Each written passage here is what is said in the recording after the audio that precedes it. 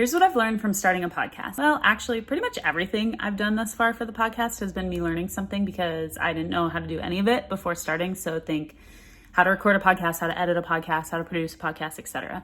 All stuff I've had to learn throughout the process. But there's one lesson that supersedes them all. And it may seem obvious, but it took me starting a podcast and struggling to really learn it. And that one lesson is that building an audience is hard. Honestly, it takes consistent hard work and requires you trying new things and seeing what sticks and seeing what actually resonates with your audience. I think sometimes people assume that for social media influencers or people on LinkedIn that it's a piece of cake. Don't get me wrong, it's definitely doable, but it doesn't happen without putting in the time and the effort. So, my advice for you is that if you have an idea, make sure you think about how you're going to grow your audience and be willing to put in the work to do so. Honestly, I'm still in the process of figuring out how to grow this podcast, and I definitely underestimated the work that it would take to build an audience.